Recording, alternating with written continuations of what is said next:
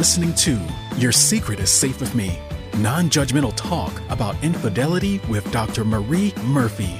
If you're looking for new perspectives on complicated relationship issues, you've come to the right place. Days go by, they're crawling by.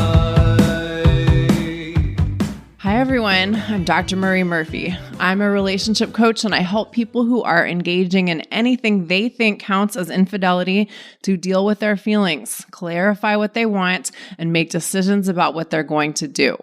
No shame, no blame, no judgments. If you're in the midst of a challenging infidelity situation and you're ready to figure out what you want to do about it, let's work together.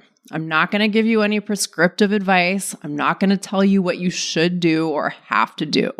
My role is to help you resolve your infidelity situation in a way that you feel great about. There are 3 ways we can work together. You can purchase the do-it-yourself version of my program, You're Not the Only One, which contains powerful teachings and assignments that you can access online anytime as soon as you sign up.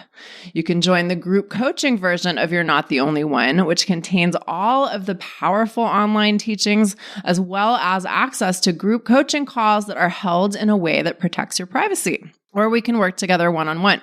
When we do that, we meet using Zoom, which means we can work together no matter where you are located. To learn more about all of these ways you can have me as your coach, go to mariemurphyphd.com/services.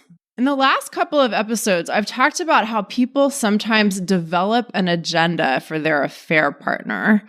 Or to put it differently, sometimes people develop a set of ideas about what their affair partner should do and how they should do it. And then they try to help, quote unquote, help their affair partner do these things. And this happens a lot, and it's a totally human thing to do. So if you're doing it, that doesn't mean there's anything wrong with you. It's not an indication that you need to start beating yourself up. But as I've also talked about in the last 2 episodes, if you notice you have something resembling an agenda for your affair partner, you may want to set it down. You may want to shift your focus to the elements within your infidelity situation that you actually have the power to control, and you may want to start taking responsibility for those things. Because taking care of your own business is ultimately going to get you more of what you want than attempting to do other people's business well. Now, today, I'm going to talk to those of you who have an affair partner who has an agenda for you. And by that, I mean your affair partner has a sense of what you need to do about your portion of the infidelity situation the 2 of you are in, and they're letting you know what it is they think you should do, and they're trying to, quote unquote, help you do it. Now, I realize that having an agenda for someone or someone having an agenda for you can sound kind of loaded. And so we may want to say, well, I really don't have an agenda for my affair partner. Or my affair partner doesn't really have an agenda for me. If the word agenda sounds loaded to you, I get it. And I want to encourage you to consider that you can make use of the idea that you might have an agenda for someone or someone else might have an agenda for you without making it into too big of a deal. You can use this idea lightly, or you can employ this concept loosely. Remember, having an agenda can come in many different forms and flavors. We're not trying to nail down a precise set of inclusion and exclusion criteria for what having an agenda means, and we're not trying to officially define what counts as having an agenda. That would be impossible, and it's kind of pointless anyway. For today's purposes, if you think that your affair partner has an agenda for you or something resembling an agenda for you, then we're going to say that they do have an agenda for you. Okay? All right. I'm going to stick with the example I used in the last 2 episodes, but today I'm going to explore the other side of the coin. For today's purposes, our example situation is that you are in a committed relationship. Maybe it's a marriage, maybe it isn't, and you are having an affair. And you have indicated to your affair partner that you not only really want to leave your committed relationship, but you are going to leave your committed relationship so that you and your affair partner can be together in a non-affair capacity. And your affair partner has gotten very invested in trying to help you do that. Here's the first thing I want you to be aware of. When I talk to folks who are in this kind of a situation, and by that I mean they're in a committed relationship, they're having an affair, they've told their affair partner that they want to or plan to leave their committed relationship, and their affair partner is working very hard to try to help them leave. When I'm talking to clients who are in this kind of a situation, they sometimes tell me more about what their affair partner wants than about what they want. They may say things like, oh, yeah, no, my affair partner really wants me to leave my marriage. My affair partner really thinks that I should do this, this, and this to get the process started of moving towards separation or divorce. This is what my affair partner thinks I should say to my spouse, right? This is something I really want you to be on the lookout for. If you think about your infidelity situation, and the first thing that comes to mind is what your affair partner wants or doesn't want, that's a pretty good indication that they could have what we might reasonably regard as an agenda for you. And you may have gotten pretty focused on how to respond to them and to their agenda, or how to keep them happy. Now, it is also possible that they really don't have any kind of an agenda for you at all, and you have gotten hyper-focused on them and what you think they want for other reasons. That's definitely a thing. But for today's purposes, we are going to assume that your affair partner does have what could be considered an agenda for you. And they've been letting you know about it, and you've started to feel kind of beholden to their agenda and beholden to doing the things they want you to do. Before I go any further, let me be really clear that wanting to do what your affair partner wants you to do isn't necessarily a bad thing in any categorical way. But it is really important to have a sense of the extent to which you are focusing on what your affair partner wants at the expense of focusing on what you want. Focusing on what your affair partner wants and kind of ignoring what you want is definitely a thing that happens. And if this is a mode you have slipped into, you want to become aware of that. And so again, here's what being really focused on what your affair partner wants sometimes looks like. I'll be talking to a client who is telling me about what their affair partner wants and what their affair partner has been telling them to do about what they need to do to leave their marriage. And I'll ask the client, well, what do you want? What do you want to do about your infidelity situation right now? Or what are the ultimate outcomes that you would like? And the client will say something like, well, I don't really know. I've just been so busy trying to maintain the status quo in my marriage and trying to keep my affair partner placated that I haven't really been able to figure out what I want. And people who have told their affair partner in no uncertain terms that they plan to leave their marriage will tell me this. And that's not to say that they're lying to their affair partner when they tell them they plan to leave their marriage, at least not necessarily. But this discrepancy between what they're telling their affair partner and what they're telling me reflects is that when we prioritize doing something someone else wants us to do over figuring out what we ourselves want to do, things can get a little funny. Or to put it differently, things can get pretty darn fucked up. When we start focusing more on what other people want than on what we want, we can get lost in the forest, and it can easily start to seem like there's no way out.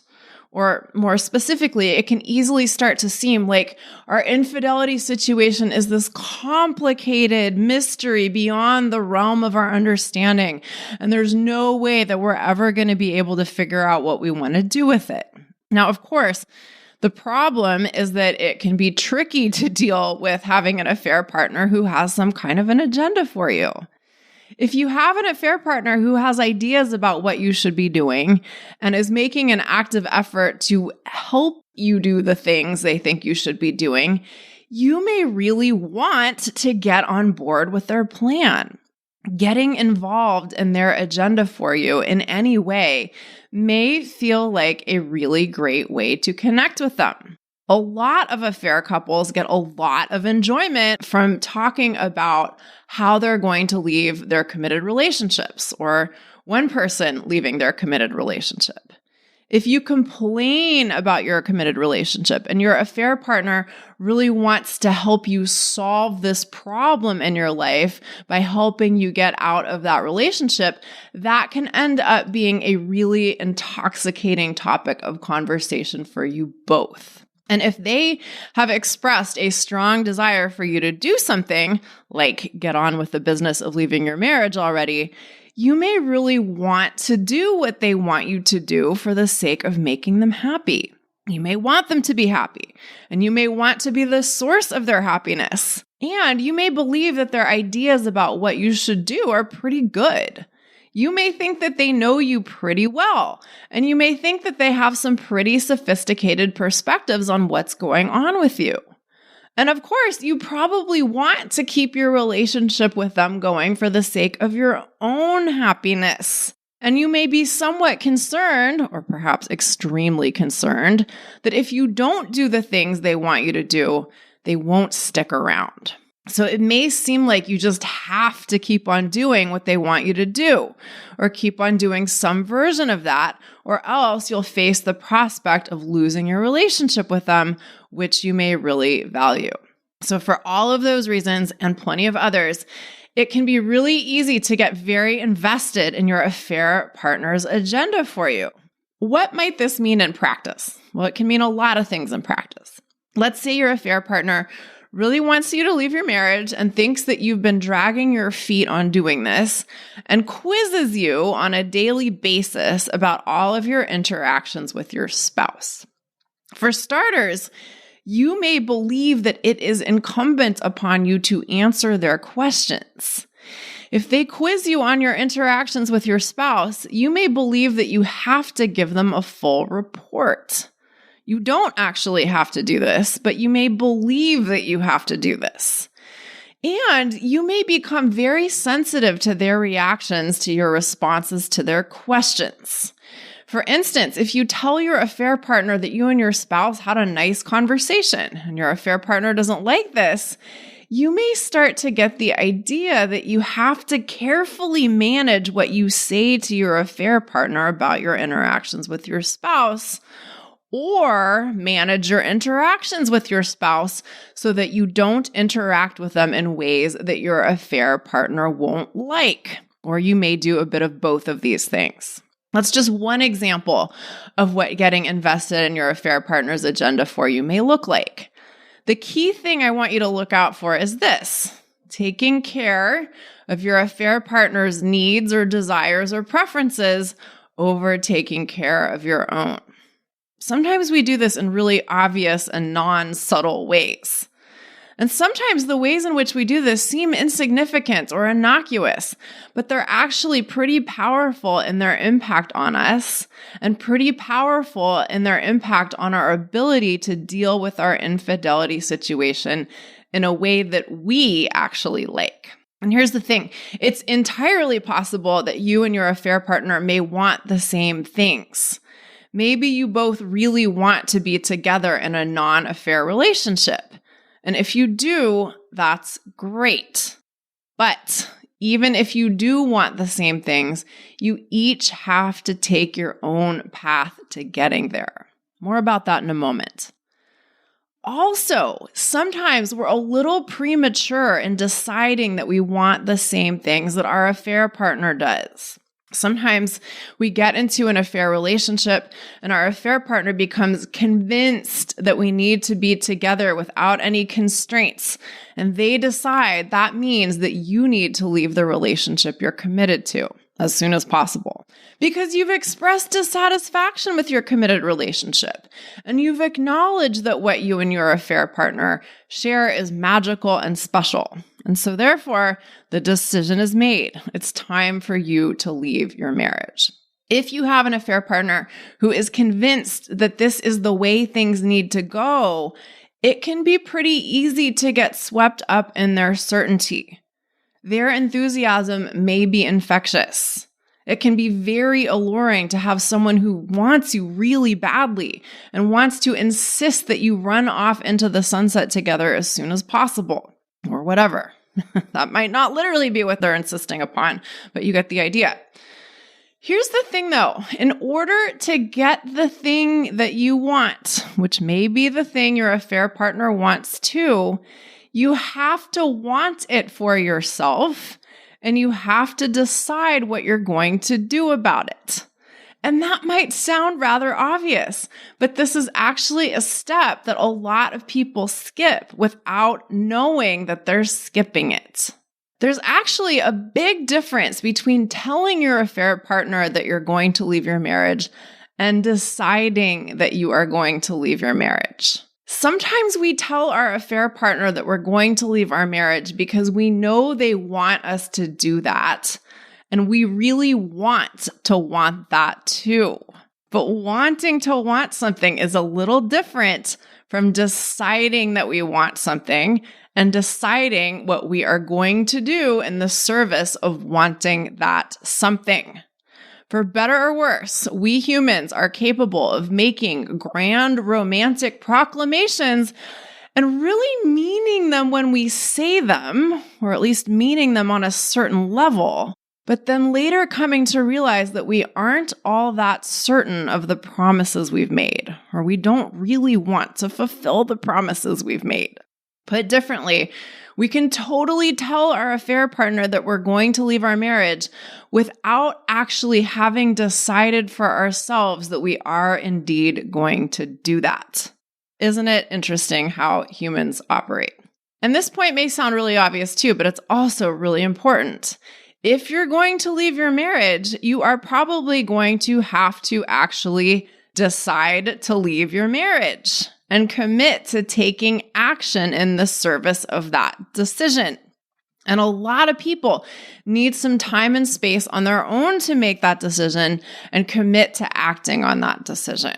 In other words, even if the idea of leaving your marriage sounds great when you're in the midst of a passionate exchange with your affair partner, you may need to consider the idea of leaving your marriage by yourself and for yourself without any input from them. And quite simply, if you're focusing all of your time and energy on trying to do what your affair partner wants you to do and trying to meet their demands, so to speak, or get on board with their agenda, so to speak, you may not have enough bandwidth left to think through what you really want. And you may not have the capacity to make actual decisions about what you're going to do in the service of what you want. There is a big difference, a big, huge, fat, enormous, massive difference between thinking that something sounds like a nice idea and deciding to actually do it. So here's what I encourage you to do if you've been listening to this and thinking, yeah, I think my affair partner might have an agenda for me, and I think I have been more focused on their agenda for me than on my agenda for myself. Come to think of it, maybe I don't even have an agenda for myself. First and foremost, if your affair partner has an agenda for you, that doesn't mean there's anything wrong with them. You don't have to think any less of them for attempting to get you to do what they want you to do. You can love them like crazy, and you can also decide that you're going to opt out of trying to do what they want you to do. You can have a conversation with them about this if you want to, or you can just silently decide that your focus has shifted and you're going to start doing things differently now. The second thing I encourage you to do is embrace the possibility that disengaging from your affair partner's agenda or opting out of your affair partner's agenda to some degree may feel weird for you. If you're in the habit of trying to keep them happy, deprioritizing that is probably going to feel pretty uncomfortable for you. And if that's what your experience ends up being, here's what you need to remember. If your shared goal is to be with your affair partner in a non-affair relationship, you have to want that for yourself. You can't just ride the coattails of their desires, even if it is really flattering to be wanted as badly as they may profess to want you. And in order to know if this is what you really want or not, you have to carve out the time and space and focus to examine what you want. And that may mean devoting less of your attention to what your affair partner wants.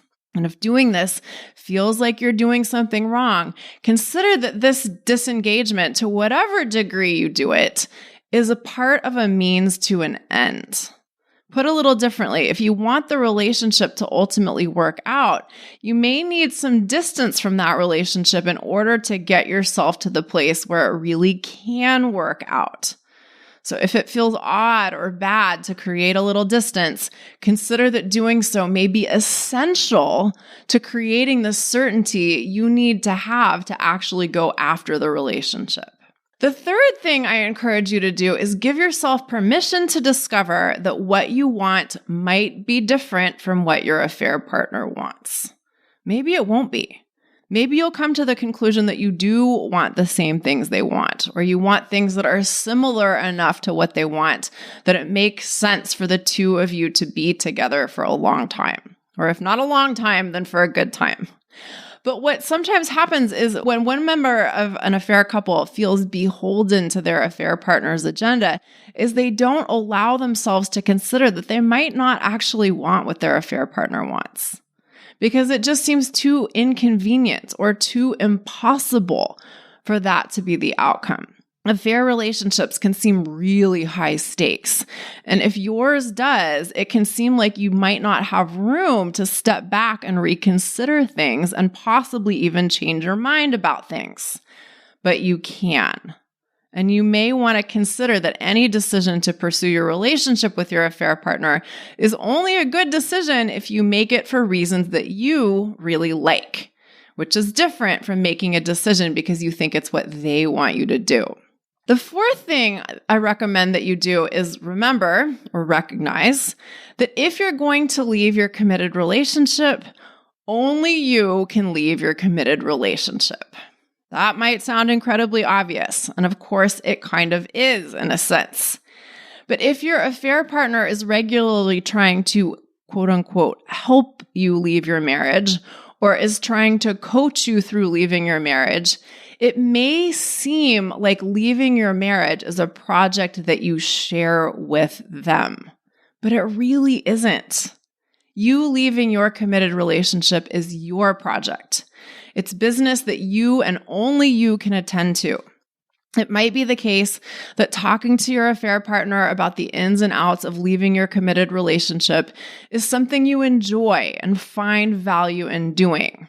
And if that's the case, that's fine. But even if that is the case, there are aspects of that journey that you simply have to experience on your own. And to put it in sterner terms, even if you find that your affair partner is really helpful, there are elements of the process of leaving your committed relationship that you have to take exclusive responsibility for.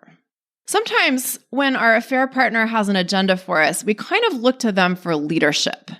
We kind of get used to taking direction from them, or we kind of get used to subscribing to their view of what we should do about our infidelity situation. And put a little differently, we might kind of like it that our affair partner has an agenda for us. We might kind of want to be told what to do. And it's okay if you like that. But even if you like their input, even if you like their leadership, even if you like the guidance they give you, there are some things that they simply cannot do for you. They cannot decide for you that you want to leave your marriage. They cannot decide for you that you are going to leave your marriage. They cannot extricate you from your marriage or your committed relationship. Only you can do those things. And if you want to do these things, it may be very helpful to recognize that this stuff is your business and it isn't really your affair partner's business. Remember, as Byron Katie says, there are 3 types of business in this world. There's your business, there's their business, and there's God's business, or the universe's business, or the cosmic business, or the whatever business. There's business that is beyond the reach of any of us as individuals. You deciding to leave your marriage and taking action in the service of that decision is your business. The way you go about doing this is your business. And your affair partner's ideas about how you should do these things are their business. They may think that their ideas about what you should do are things that you need to take seriously, but you don't actually have to do this. You may have been believing that you are beholden to their agenda for a while. And you may have been acting as if you are beholden to their agenda for a while, but you can stop that at any time. You can love them a lot and you can want to be with them, but you can also stop getting mixed up in their business and you can decline to let them get mixed up in yours.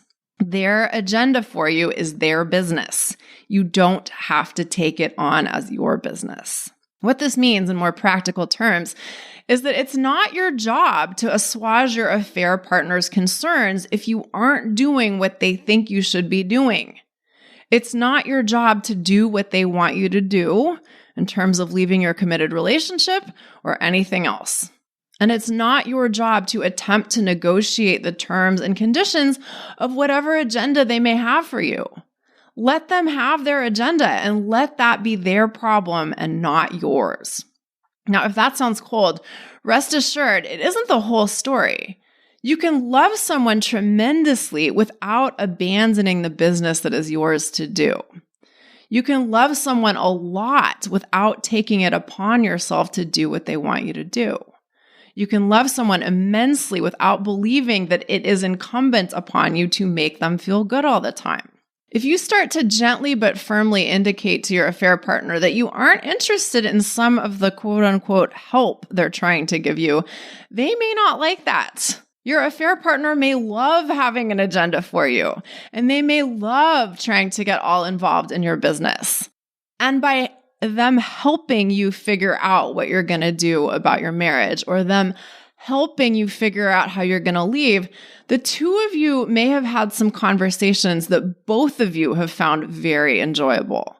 So if you say something to the effect of, hey, I need to focus on what I'm going to do about my marriage by myself, and I'm not going to talk with you about that to the extent that I have been to your affair partner, and you actually enforce that boundary, they may be pretty disappointed or angry, and you might not like it either.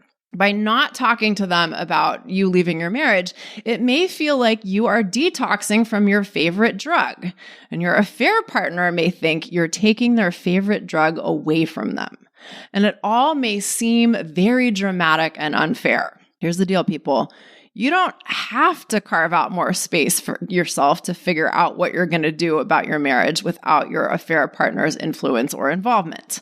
You don't have to do anything. Keep on trying to satisfy their agenda for you if you want to.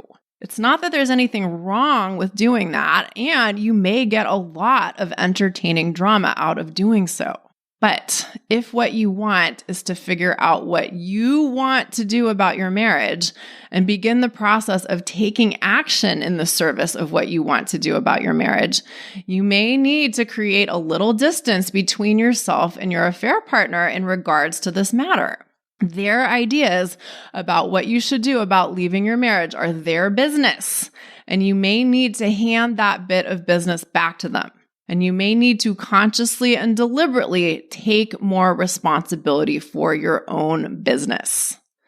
If doing this sounds sort of unromantic and unfun and unintimate and cold, I want you to consider that connecting with someone when you are clear about what business is yours and what business is theirs allows for deep and rich connection and intimacy. Yeah. It may be exciting to get all wound up in your partner's business or to have your partner super fixated on quote unquote helping you to do your business. There are certain thrills within that kind of dynamic, to be sure. But I can also assure you that the pleasures of connecting with someone without letting any agendas get in the way are also quite something.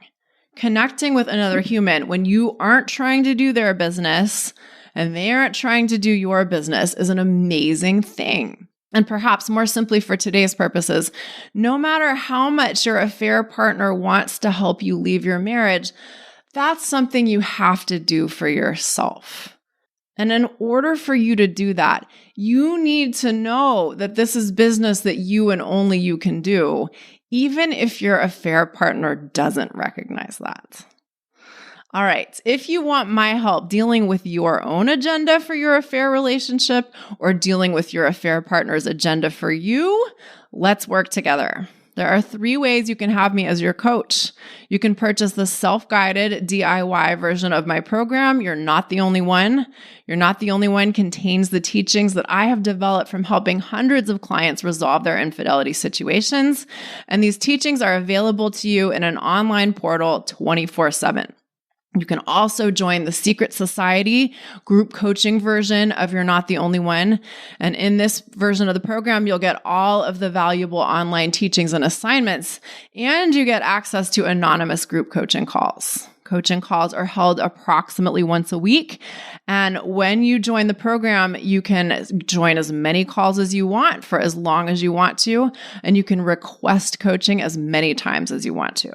And last but not least, we can work together one-on-one. If you want my exclusive focus on the specifics of your unique infidelity situation, you can start working with me individually by scheduling an introductory coaching session with me today. When we work together one-on-one, we meet via Zoom, which means we can work together no matter where you're located. To learn more about all of the ways you can work with me, go to the services page of my website, mariemurphyphd.com/services. Thank you all so much for listening. Have a great week. Bye for now. Thanks for listening to Your Secret is Safe with Me with Dr. Marie Murphy. Make sure to click subscribe to get updates on our latest episodes.